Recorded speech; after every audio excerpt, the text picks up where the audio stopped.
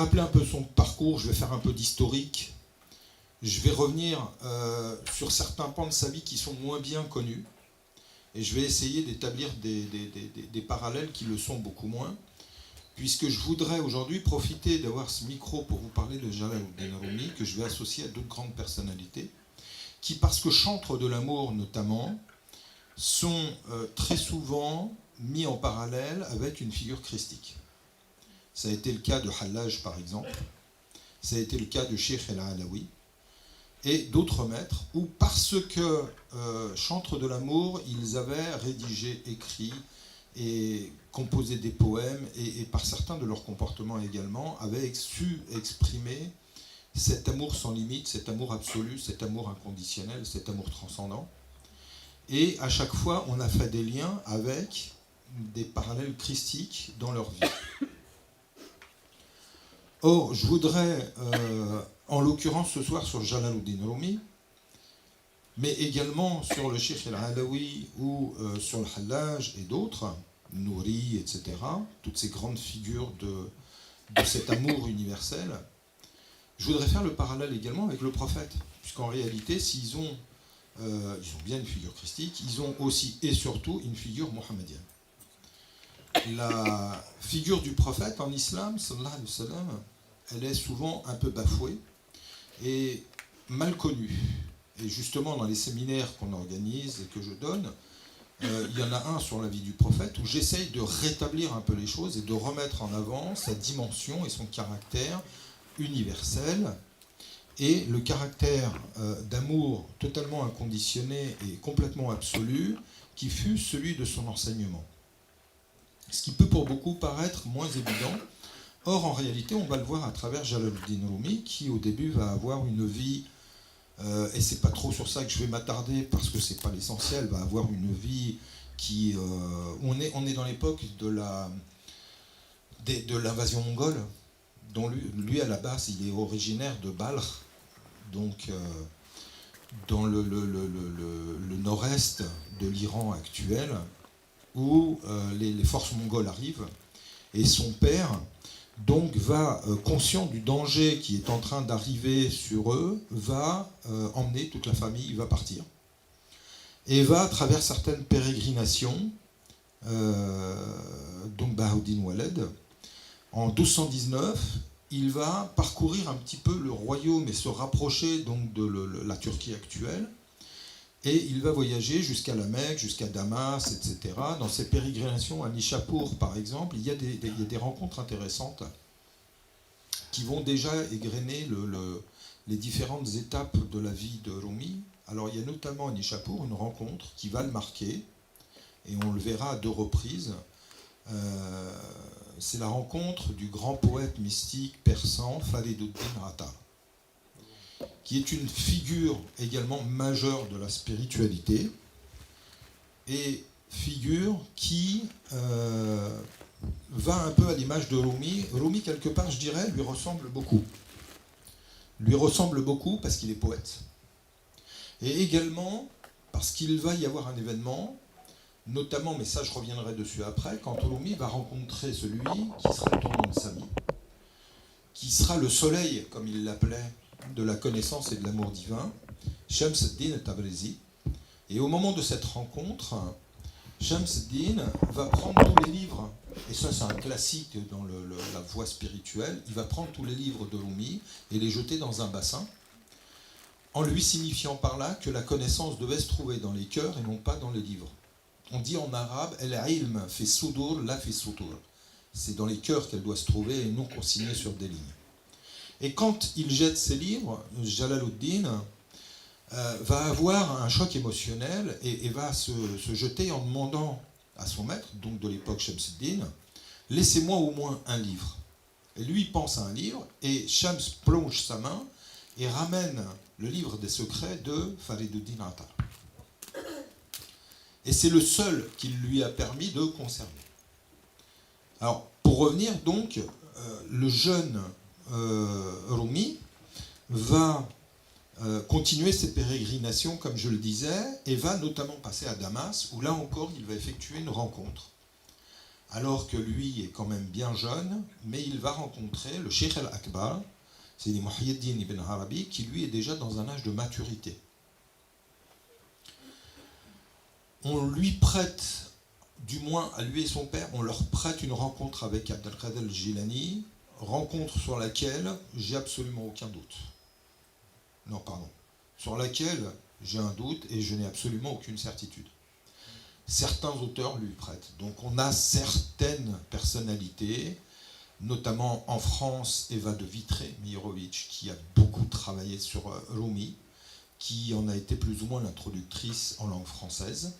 Il y a eu d'autres études depuis, mais entre autres, Eva de Vitré vraiment a fait un travail extraordinaire à ce niveau-là. Donc, ils vont petit à petit, dans leur pérégrination, arriver à Konya, où ils vont s'installer. La famille Rumi va s'installer à Konya. Les premiers maîtres de Jalaluddin Rumi vont tout simplement être son père et son grand-père, qui sont à la base, et ça, je vais faire une parenthèse à ce niveau-là, parce que c'est important, ce sont avant tout des intellectuels musulmans, ce sont des juristes, ce sont des théologiens, ce sont des gens d'une très profonde, très large formation qu'ils vont transmettre à Jalaluddin Rumi. Donc à la base, Jalaluddin Rumi est un juriste, un faqih. J'insiste sur cette notion, puisqu'on a très souvent, et là aussi c'est un petit amalgame qui est fait très souvent quand on parle des grands mystiques, des grands spirituels en islam, on a un peu tendance à voir quelqu'un qui est sur son tapis de prière toute la journée, voir une vision un peu psychédélique, voir quelqu'un un peu dans les rêves, etc. Alors qu'en fait, ce n'est pas du tout le cas, ni pour les uns ni pour les autres. Abd al-Qadir al-Jilani, par exemple, qui vient un petit peu avant, est de la même veine, c'est-à-dire que c'est quelqu'un de totalement et complètement formé dans toutes les sciences de l'islam. Jalaluddin Rumi, jusqu'à la fin de sa vie, va rester un juriste et va s'exprimer sur la charia, il va parler de la charia, il va estimer la charia comme étant un don divin et le moyen d'établir le juste équilibre, l'harmonie et la justice sur cette terre, et donc de permettre l'éclosion d'une spiritualité là où elle se trouve appliquée correctement. Donc c'est d'abord sa famille qui va le former, hein, Burhanuddin, Bahauddin, donc grand-père et père respectivement, pendant un peu plus de 9 ans, quasiment 10 ans, où il va être formé et va être déjà considéré comme un maître, possédant une certaine sagesse, un savoir. Il va être suivi par des disciples.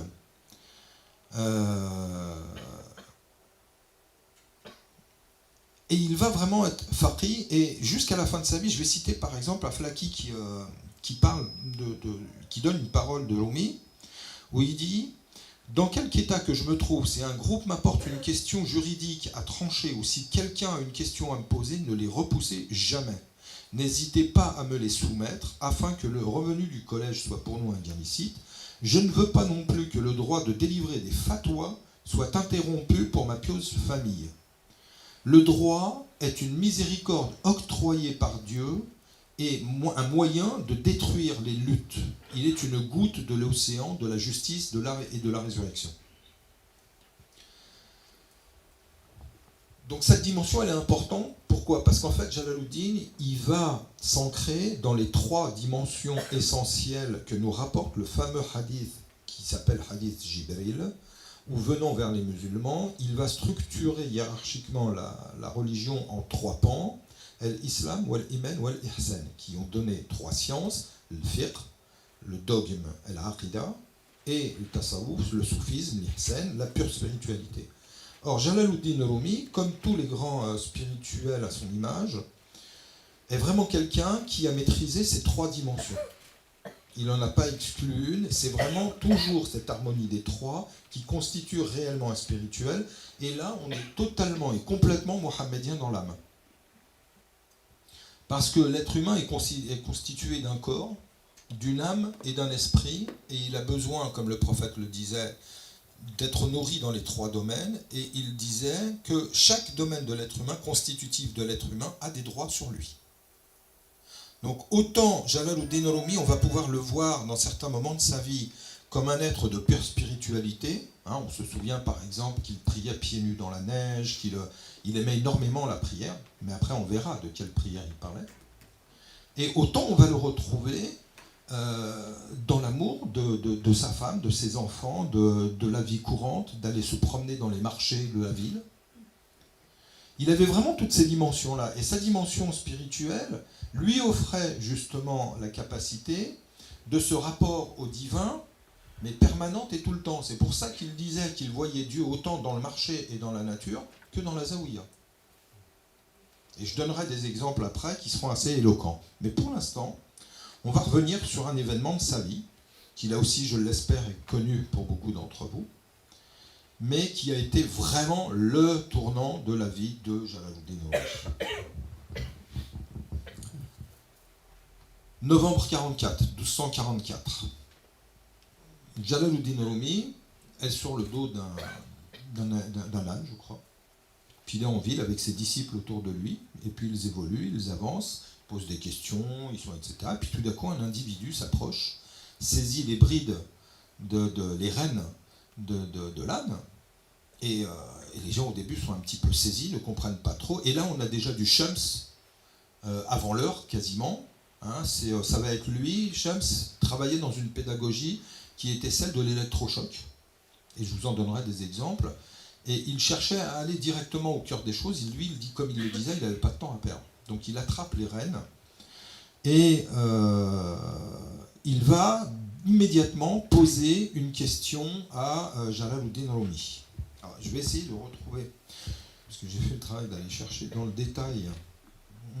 Donc, il va le voir et il lui dit « J'ai besoin de trouver une âme avec qui causer sur les choses de la création. »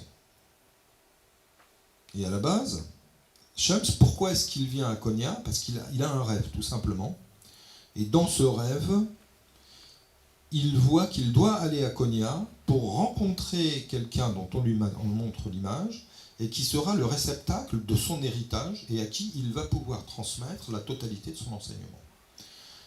Donc, on voit bien une touche divine, dès le début, qui va établir le contact avec les deux.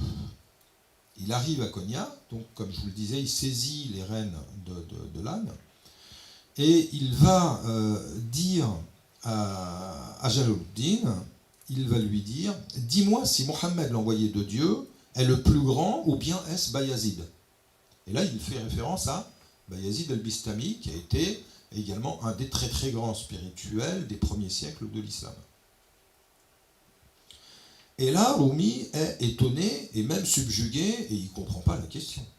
Est-ce qu'on peut spirituellement comparer être le prophète à quelqu'un d'autre? Et évidemment, vous le comprenez, de la part de Shams, c'est volontaire. Comme dans les siècles précédents, il était utilisé un mode pédagogique de transmission qu'on appelait les shatahat. Shatahat, qui étaient des propos dits extatiques mais scandaleux dans la forme, et qui avaient pour but de choquer l'auditoire, et donc de provoquer un réveil intérieur, et donc une introspection, en allant essayer de deviner, ou du moins de donner un sens à la phrase qui venait d'être donnée et qui semblait scandaleuse. Par exemple, Abou Yazid al-Bistami, un jour, sort, et alors qu'il y a le mu'adhan qui fait l'appel à la prière, il dit « Mais pourquoi ces poumons-ils? Venez donc chez moi, mon drapeau est bien plus élevé que celui du prophète. » Évidemment, ça fait scandale. Il a plusieurs fois été chassé de son village, etc. quoi. Donc là, on est dans ce cas-là, et il va demander « Mais comment peux-tu comparaître le prince des envoyés, des prophètes, de tous les saints, alors que Bayazid, tout saint qu'il était, finalement, n'en reste pas moins un homme. Que signifie ta question ?» Et Shamsuddin va lui répondre, le prophète a dit, « Oh Allah, exalté sois-tu, nous ne t'avons pas connu comme tu mérites de l'être. » Alors que Bayazid a dit, « Que je sois exalté, que ma dignité est autre, je suis le sultan des sultans. » Et là, tout d'un coup, Jalaluddin comprend pourquoi la question, il comprend qu'il n'y a rien de scandaleux parce qu'il se base sur des choses existantes, Et il raconte qu'à l'image d'une allumette, il se met à s'enflammer. Il se met à s'enflammer extérieurement. Et de là, il va dire à Shamsuddin, accompagne-moi. On va rentrer, donc il rentre à la Zawiya, et là, il va s'enfermer avec lui 40 jours. Il ne sortira plus pendant 40 jours, il reste en tête-à-tête avec lui. Donc comme vous le comprenez, il y a des épisodes également dans la vie de ces gens-là qu'on ne connaît pas vraiment. Dans la vie du prophète, il y a énormément de passages où quand on étudie ses biographies de près, il y a des périodes des fois de 6 mois où on a 0 renseignement. On ne sait absolument pas qu'est-ce qui a pu se passer pendant ces périodes-là. Donc là, on retrouve l'épisode dont je vous parlais sur l'histoire du livre qu'il va aller rechercher dans le bassin.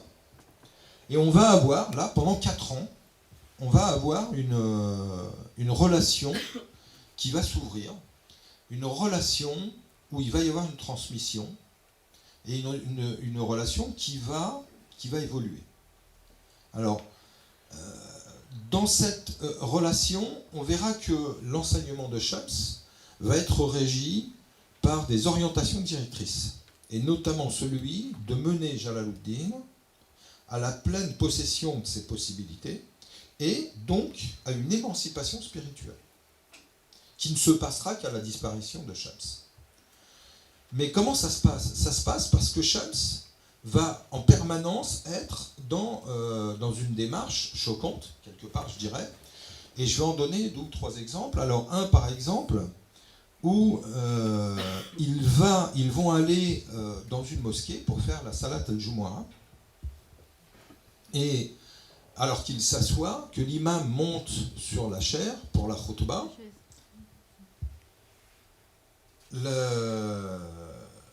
l'imam dit, voilà, selon un tel, ceci, selon un tel, cela, etc., etc. Et puis en fait, il parle toujours au nom de quelqu'un d'autre que lui.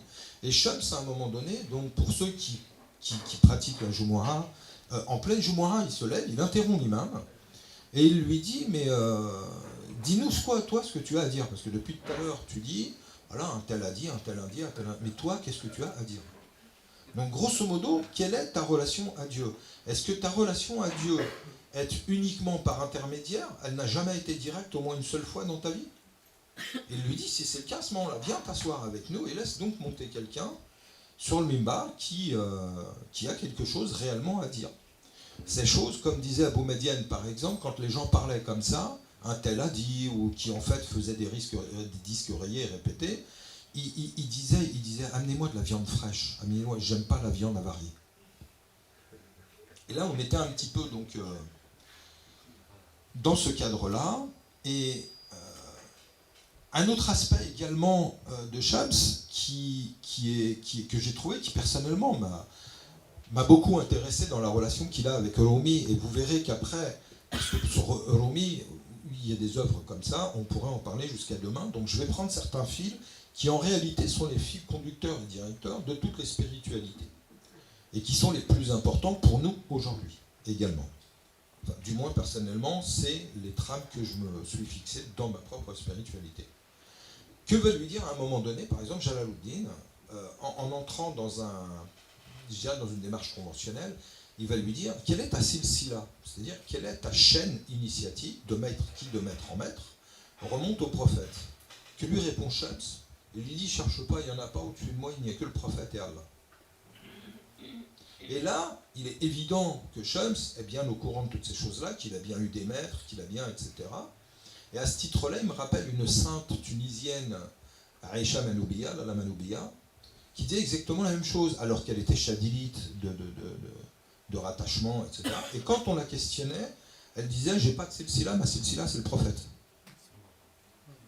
En fait, qu'est-ce qu'on a? On a une démarche spirituelle, qui est celle de l'émancipation spirituelle, qui commence d'abord par des maîtres humains, c'est-à-dire par des gens qui humainement sont capables de nous aider, de nous transmettre, de nous éduquer, de nous enseigner, de nous aider, de nous former. Puis petit à petit, bien finalement, avoir les clés en nous et non plus à l'extérieur de nous, et d'avoir un rapport au prophète directement. Et toute la pédagogie du prophète, finalement, et là c'est un cas de plus où on peut rattacher tant Shamsuddin que Jalaluddin Rumi à la pédagogie prophétique mohammedienne qui était celle de l'autonomie. Le prophète s'effaçait toujours en réalité. Dès qu'il en avait la possibilité, son rôle était de mettre les gens en disposition d'avoir une relation directe à Dieu. Ce qui ne les empêchait pas de garder une relation au prophète, bien évidemment. Mais par contre, ce n'était pas du tout une relation de dépendance ou de quoi que ce soit. C'était avant tout, à la Basiratine, nous dit le Coran, Basira, c'est la vision intérieure. Il y avait une relation directe qui était établie. Or, la pédagogie que Shamsuddin Tabrizi va transmettre à Jalaluddin Rumi, c'est celle-ci. Parce que, souvenez-vous, il y a un électrochoc qui se passe. Quand Rumi rencontre Shamsuddin, Rumi est déjà quelqu'un de formé, il est intellectuel, il est connaissant, il est juriste, mais il y a cette dimension verticale qui n'est pas encore affirmée chez lui. Et on va la voir s'affirmer en quelques années de fréquentation qu'il a de Shams. Et on voit petit à petit son œuvre qui va commencer à se développer. Mais en réalité, son œuvre, elle est assez tardive. Le Mathnawi va le composer assez tardivement. Donc là, on est dans une période où justement, il y a cette formation verticale où le Jalaluddin Rumi, qui va être un pur spirituel, va commencer à prendre corps. Va commencer à prendre corps et va commencer à se manifester dans son œuvre, mais également dans ses comportements. Et petit à petit, on va voir quelqu'un qui va s'affranchir des codes sociaux et qui va vivre sa spiritualité, quitte à ce qu'elle soit mal jugée. Parce qu'à l'inverse de ce qu'on pense, autant Rumi a été aimé de tout le monde, autant il a été également mal aimé de tout le monde.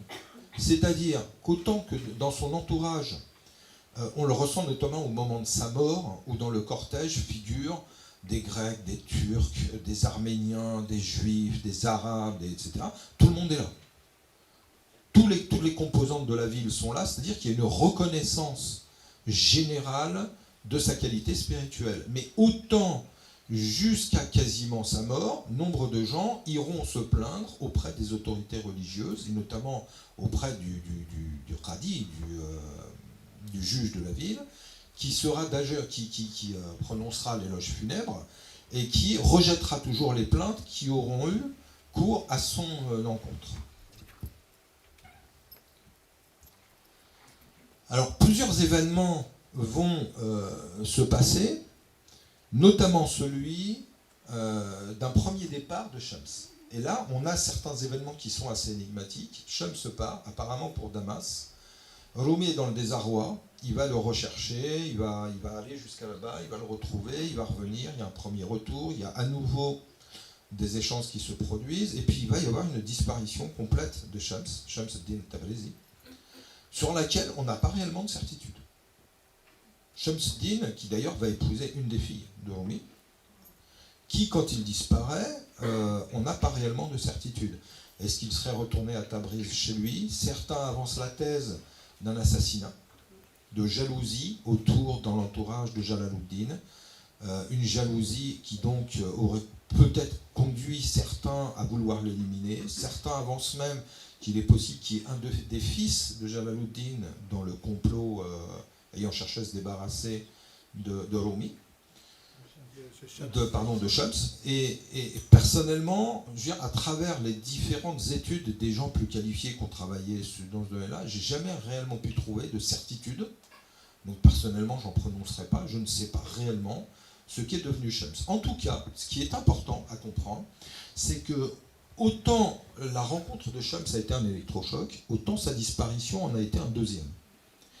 Et a été probablement, justement, ce dont avait besoin Rumi. C'est-à-dire que tant que le maître était là devant lui, tant que, comme il l'appelait, le soleil était là, il faisait disparaître toutes les autres lumières, toutes les autres possibilités autour de lui. Il était en émerveillement devant lui, alors qu'au moment où il va y avoir cette disparition, il va y avoir un moment de battement où Rumi ne va pas être bien, où il va essayer de le rechercher à nouveau, mais où finalement il va prendre conscience d'une chose, c'est qu'il va dire « mais pourquoi est-ce que je le cherche à l'extérieur alors qu'il est en moi ?» Et là tout d'un coup, il y a, je dirais, ce fameux déclic qui est complètement mohammedien dans l'âme, et là on retrouve, je le répète encore une fois, une pédagogie qui est complètement prophétique, c'est d'aller chercher en soi et non pas à l'extérieur de soi. L'extérieur étant les supports et les occasions qui vont aller nous aider à trouver ce qui en réalité est en nous. Et c'est ce que va faire Jalaluddin à ce moment-là. Et c'est là qu'il va y avoir en lui, je dirais, un second choc où il va prendre conscience de sa nature et de sa fonction. Et tout en restant ce qu'il est et en assumant au sein des disciples qui sont là, il va malgré tout prendre un certain recul. Et il va mettre des gens en place. Donc il ne reprend pas il va désigner un successeur, Salah ad-Din Zarkoub, qui décède en 1298 et que Jalaluddin va considérer comme étant le pôle de son temps, et il va voir en lui le remplaçant de Shams. Et il va voir en lui une personnalité également d'une stature spirituelle extraordinaire. Et au décès de Salah ad-Din, Rumi confie l'éducation de ses disciples à Hussam ad-Din Chelebi. Et Hussam ad-Din Chelebi a une importance dans le parcours et dans la vie de Rumi, puisqu'il va être aussi un déclencheur, dans le sens où c'est lui qui va le pousser à écrire le Masnawi. Et ce Masnawi va être l'œuvre centrale de Rumi, bien que je ne sais pas vraiment si on puisse parler d'œuvre centrale dans le sens où toutes ces œuvres sont extraordinaires, et elles se recoupent. Quand vous prenez par exemple Kitab Fi, Ma fille, le livre du dedans, en réalité, toute la moelle doctrinale que l'on a dans le Masnawi, il est déjà présent dans ce livre-là. Et on s'aperçoit que finalement, très tôt, ces premiers électrochocs dans les rencontres qu'il y a avec Shams font de Rumi quelqu'un qui a tout de suite une mise en place de tout ce qu'il avait reçu avant et qui est un être réalisé dès ce moment-là. Alors, pour dépeindre un peu plus Rumi, on va peut-être un petit peu rentrer dans le détail de certaines choses. Alors, par exemple, quand il parle du Masnawi, qu'est-ce qu'il dit ? Il dit « Après nous, c'est notre Masnawi qui va orienter et conduire sur le droit chemin ceux qui cherchent. Il va les gérer et sera un guide pour eux. »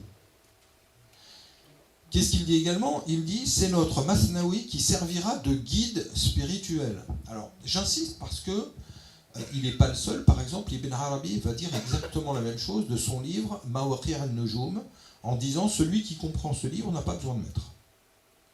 Donc là, je dis quand même, attention, on reste dans des cas assez exceptionnels, dans la majorité des cas, et je reprendrai à ce moment-là encore une fois Ibn Arabi dans les Tatbirat al-Ilahiyya, de mémoire chapitre 24, où il dit « La première chose dont a besoin quelqu'un, c'est un maître ». Pardon ? Alors, Tatbirat al-Ilahiyya, je ne sais plus comment ça a été traduit, c'est les ordonnances divines. Qu'est-ce que j'ai parlé ? J'ai parlé des Mawaqi' an-Nujum, les couchants des étoiles, où en fait, là, Ibn Arabi explique dans différents chapitres, il parle du soleil comme étant la gnose, étant la ma'rifa, la connaissance complète, et que dans sa descente pour se rendre accessible, elle se matérialise sous forme d'étoiles.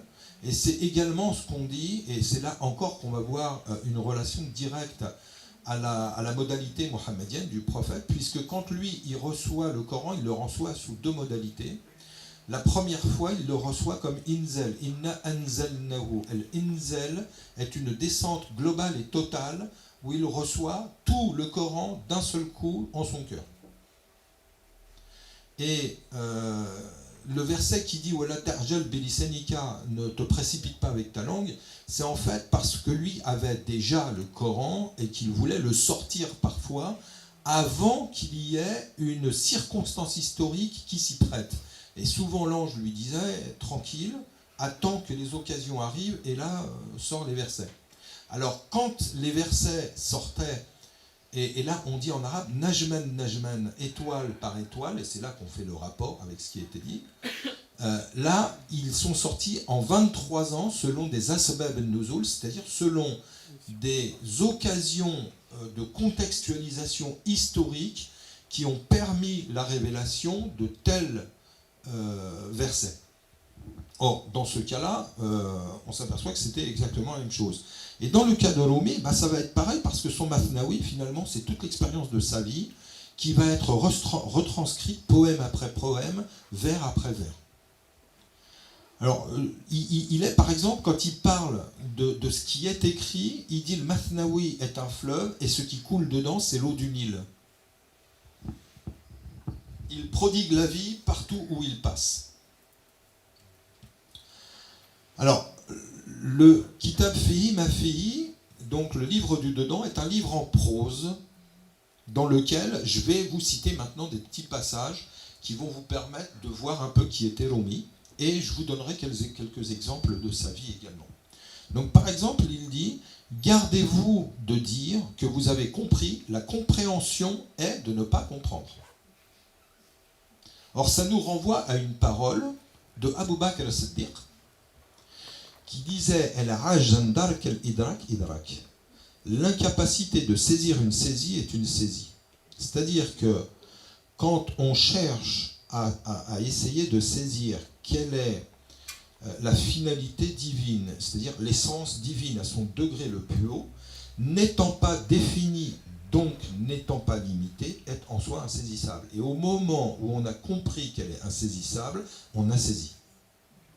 Alors je sais que ce n'est pas facile, je vous laisserai vos réflexions, mais j'ai voulu citer ce passage puisque le prophète, quand il en parlait avec Abu Bakr al-Siddiq, sallallahu alayhi wa sallam, il disait que ceci était le plus haut stade de saisie de l'islam. Il disait même Allahumma zidna hayra, oh mon Dieu, augmente ma perplexité. Tout à fait. Il cherchait cet état. Alors, autre chose, je vais citer un passage du Kitab Fihi Ma Fihi qui se trouve également dans le Mathnawi. Et évidemment, vous comprendrez que de façon tout à fait arbitraire, je me suis octroyé le choix de choisir moi-même ces passages. Privilège d'être le conférencier. Et où on va à nouveau retrouver ce qui fait l'essence même de la voie mohammedienne, c'est-à-dire l'universalité. Qu'est-ce qu'écrit Rumi dans ce fameux kitab Fihi Ma Fihi, le livre du dedans? Il dit « Les chemins sont différents, mais le but est unique. » Et je pense qu'aujourd'hui, dans les conditions du monde qui sont les nôtres aujourd'hui, où on a la moitié du monde qui est en guerre, et où aujourd'hui les confessions se regardent tous en chien de faïence, et même dans l'interconfessionnel, on est tous en train de se bouffer les uns les autres, on a vraiment besoin de méditer sur des sagesses comme celle-ci. Les chemins sont différents, le but est unique. On a le même but. Faut vraiment prendre les œuvres de ces maîtres-là sont venues vraiment comme des soulagements pour l'humanité. On a besoin de se rappeler les choses-là. Donc, connaissant votre mensuétude, vous me donnerez l'autorisation de le lire une troisième fois. Les chemins sont différents, le but est unique. Et vraiment à ne jamais oublier. Alors, il va donner d'autres exemples que je citerai juste après. Et un jour, quelqu'un vient voir Rumi et lui dit « Y a-t-il un chemin plus court que la prière ?» Il répond « Oui, la prière. Et encore la prière. » En ajoutant « Mais la prière n'est pas que cette forme extérieure. Ceci est le corps de la prière. La prière formelle comporte un début et une fin. Tout ce qui implique début et fin est un corps. Le takbir, donc Allahu Akbar, est le début, et le salam est la fin. L'âme de la prière est infinie, elle prépare à l'absorption de Dieu et à la perte de conscience individuelle. Donc chapitre 3 dans le livre du dedans. Alors je reviendrai sur quelque chose qui est une habitude à prendre quand on a affaire aux textes musulmans, même au rite ou à l'enseignement islamique. Là, Rumi vient d'en donner un exemple, et c'est très intéressant. C'est-à-dire que quand il parle de quel est le début de la prière et quelle est la fin de la prière, c'est très intéressant comme modalité. C'est-à-dire, par exemple, quand on fait le pèlerinage, quel est le premier acte que l'on fait, quel est le dernier, ça aussi c'est très instructif. Dans le cas de la prière, il dit, le premier acte c'est Allahu Akbar, le takbir. Or, le terme Allahu Akbar est un superlatif, donc un comparatif. C'est-à-dire qu'Allah est plus grand que. Donc, on est dans une comparaison puisqu'il est plus grand que quelque chose. Il est plus grand que quoi? Il est plus grand que la propre théophanie que l'on avait de lui et du monde auparavant. Et au moment où on fait une prière, la prière en arabe salat. Le prophète disait salat silam ben al-abd wal ma'boud, c'est un lien à Dieu. Dans ce lien à Dieu, on a un rapport à Dieu. Et dans ce rapport à Dieu, c'est justement la saisie d'une théophanie qui est plus extraordinaire que celle qu'on avait de Dieu, que les conceptions qu'on avait, que les théophanies que l'on avait avant. Et on est déjà dans une extase, même dans une instase, pour commencer la prière. C'est qu'on se dit « Allahu Akbar », Dieu est encore plus grand que ce que je concevais de lui. Ça, c'est le début d'acte d'union à Dieu. C'est par là que commence un réel acte d'union à Dieu. C'est quand on prend conscience qu'il est encore bien plus grand, bien plus miséricordieux et bien moins limité que ce que on lui attribuait. Par quoi finit la prière? Par le salam, par l'apaisement, par la paix. Et ça, c'est notre vie qui doit... En fait, c'est notre vie. Toute notre vie est une prière. Les gnostiques, par exemple, vous disent, alors que le commun des mortels, quand il finit sa prière, il dit « Assalamu alaikum, assalamu alaikum », il salue à droite et à gauche, et il revient au monde, il sort de sa prière. Et lui disait, quand je dis « Salamu alaikum », je salue ce bas monde, et quand je dis « Salamu alaikum », je salue l'autre monde, le paradis et l'enfer, pour ne rester qu'avec Dieu, et commence alors ma prière perpétuelle.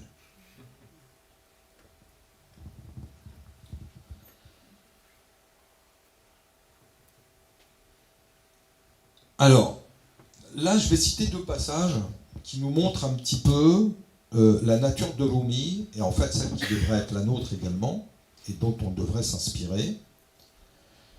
Il raconte dans le Mathnawi, il dit un jour, je vois les eaux qui jaillissent de leur source, et donc il écoute le bruit de l'eau, toute cette rivière qui coule et qui finalement donne un son.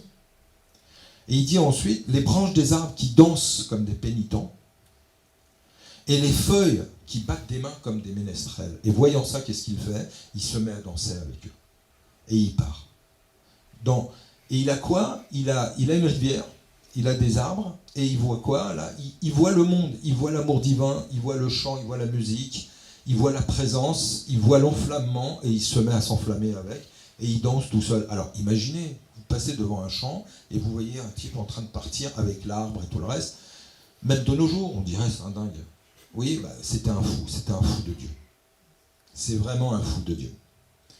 Lui est arrivé exactement la même chose un jour quand il passait dans le marché des orfèvres, où au bruit du cuivre qui était martelé, lui, il a entendu une symphonie, en fait, tout était support pour lui à une harmonie, à un rythme, à un son, et donc à un contact à Dieu. Et entendant les marteaux sur le cuivre, petit à petit, il se met à partir au rythme et il s'est mis à danser pendant quasiment 2 jours dans le marché. Et là, encore une fois, autant on l'a pris pour un fou pendant un certain temps, et autant les gens ont très vite compris à qui ils avaient affaire, parce que de l'autre côté, dans ces moments de conscience, c'était, je le répète, un juriste qui recevait les gens, qui donnait des fatwas, qui donnait des conseils spirituels, des conseils juridiques. C'est-à-dire qu'au-delà de cet enivrement intérieur, il y avait une certaine sobriété et un contrôle de soi. Il y avait une maîtrise de soi également. Et ça aussi, c'est également très mohammedien. Alors, au niveau du linceul, au niveau du rituel, j'avais préparé des petites choses comme Omar est revenu dessus, je ne m'étalerai pas dessus, mais en fait il y a tout un symbolisme, si vous voulez, c'est que quand on est dans ce rite-là, chaque chose a une symbolique, la couleur du vêtement, comment on passe du noir au blanc, le tissu que l'on a sur soi, qui est son linceul, et la coiffe qui est la pierre tombale. Donc on a un rapport toujours avec la mort à ce monde, et avec la vie en Dieu. Et donc toujours cette notion du passage du noir au blanc, c'est-à-dire au moment où avec l'autorisation du maître on rentre dans l'existence, c'est cette seconde naissance qui prend et on se met à tourner. Mais bon, j'irai pas plus loin. Dervish Omar tout à l'heure l'a très bien fait, très bien expliqué les choses. Donc, je rappellerai simplement que dans la danse, il y a une axialité de l'être, et les mains peuvent et représenter des ailes, et donc rappeler notre nature, notre vraie nature céleste, qui est celle de s'élever. On a avant tout pour fonction dans notre nature plénière, quand on est réellement être humain, avec les prérogatives qui ont été mises en nous et qu'on les respecte, on a une nature qui est faite pour s'élever. Donc les mains vont représenter ces ailes qui vont nous aider à nous élever. Ensuite, ces mains, elles sont tournées une vers le haut et une vers le bas. Là encore, qu'est-ce qu'on retrouve ? On retrouve notre position, notre situation de médiateur. C'est-à-dire qu'en tant qu'être humain, et ça c'est un aspect sur lequel je vais insister, tous les grands maîtres, et Rumi en particulier, qui avait par excellence cette conscience, va insister pour nous inviter à assumer notre condition. C'est-à-dire que le calife de Dieu, son représentant sur terre, le médiateur, comme le dit la tradition chinoise, le Wang, quel est son rôle avant tout ? C'est d'être un pont, d'où le pape pontife. Notre vocation plénière est d'être un pont entre ciel et terre. Or, au moment où le derviche y tourne, avec une main vers le haut où il reçoit les grâces, c'est pour les transférer par l'autre main tournée vers le bas et les donner. On n'est pas là pour accumuler, sinon on devient des obèses religieux. Ce que l'on a ne nous appartient pas, on est là pour le redonner. Ibn Arabi dit, le minimum que tu dois donner, c'est 10%, c'est la zakat. Et si tu ne le fais pas, tu le payeras cher. Alors, maintenant, on va reprendre quelques éléments. Le ney, par exemple. Dans le Masnawi, Rumi va dire, écoute la flûte de roseau raconter une histoire et se lamenter de la séparation. Je veux être un cœur déchiré par la séparation pour y verser la douleur du désir.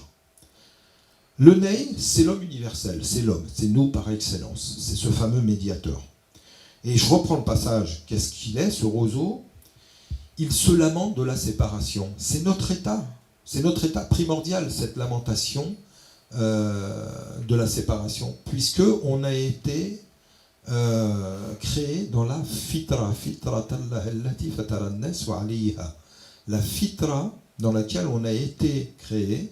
La racine fatara veut dire séparation. Alladhi fatara samawati wal ard. Allah qui a séparé les cieux et la terre.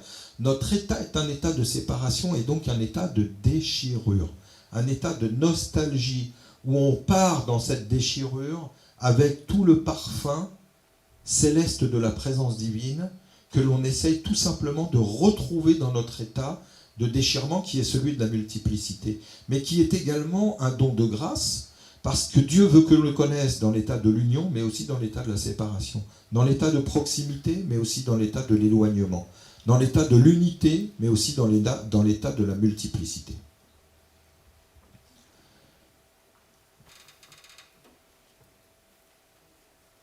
Alors, d'abord tranché, puis exilé loin de ses frères roseaux, ce roseau, ce ney, qui n'est autre que nous-mêmes.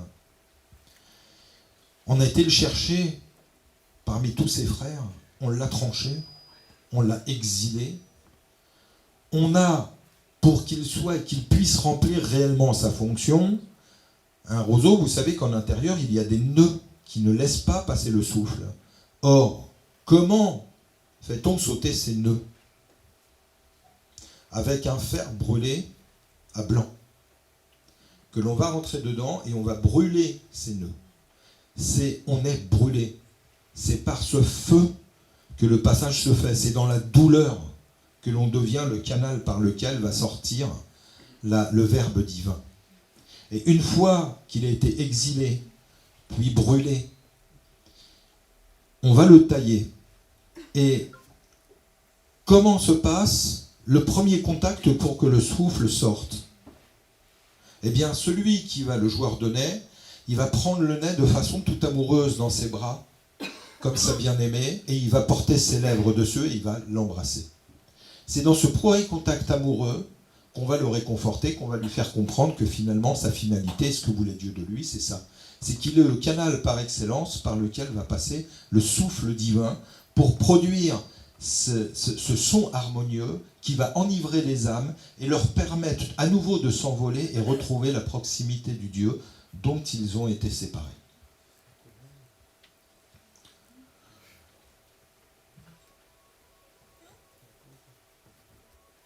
Alors, on va prendre quelques passages pour terminer. L'unicité. Donc là, Rumi s'exprime. Dans les odes mystiques, il dit l'unicité. Le soleil se divise en passant par les ouvertures de la maison. Quand ces ouvertures sont fermées, la multiplicité disparaît. Cette multiplicité existe aussi dans les grappes de raisin. Elle ne se trouve plus dans le suc qui sourd du raisin. Et là, on est toujours dans le rapport de cette multiplicité et de l'unité. La réalité, elle est toujours non-duelle et elle se présente toujours et dans la multiplicité et dans l'unité, et ce de toutes choses. Le Junaïd disait, on ne fait couler qu'une seule eau, il n'y a qu'une seule terre, et pourtant les fruits et légumes ont des goûts différents et les fleurs ont des couleurs différentes. Alors, Rumi continue, qu'est-ce qu'il dit? Il dit, que faire, ô musulmans? Car je ne me reconnais pas moi-même. Je ne suis ni chrétien, ni juif, ni guèbre, ni musulman. Je ne suis ni d'Orient, ni d'Occident, ni de la terre, ni de la mer.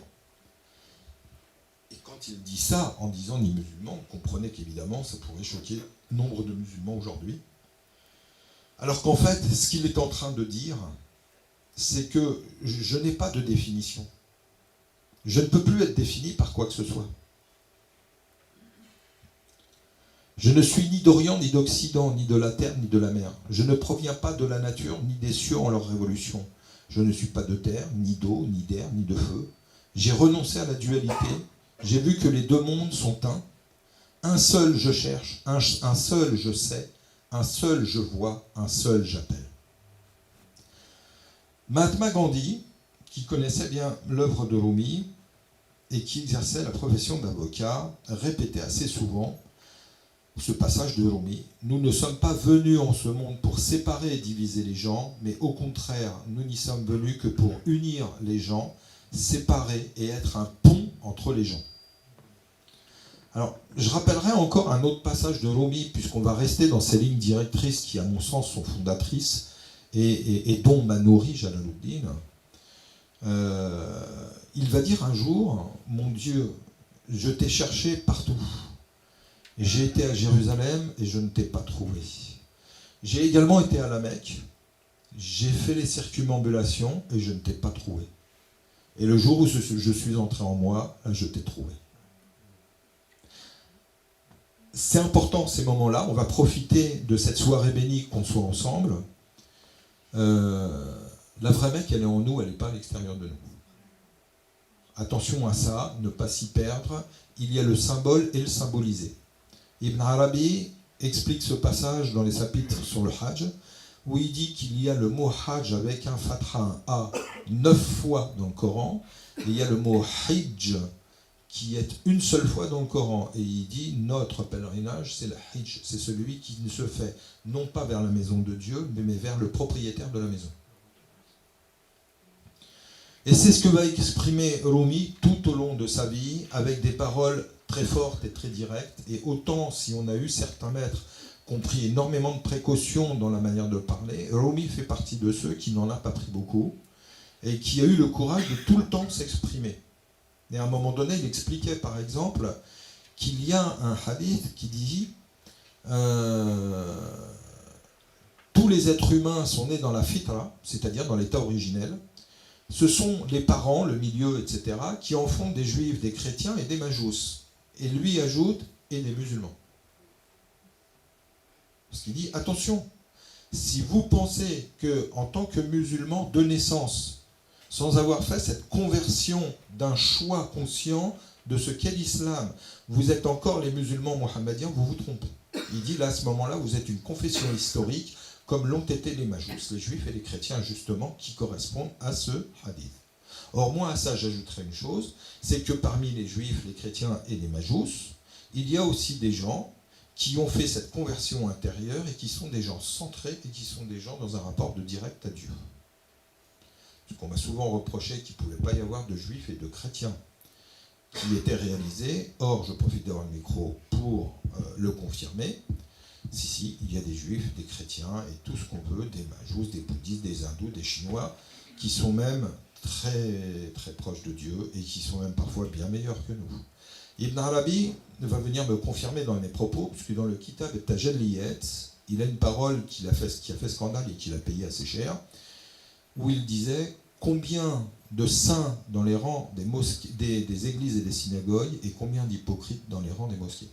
Il l'a payé cher. Et je pense qu'aujourd'hui, il le paierait encore cher. Je vais lui mettre sur le dos parce que moi, j'ai pas envie de le payer cher.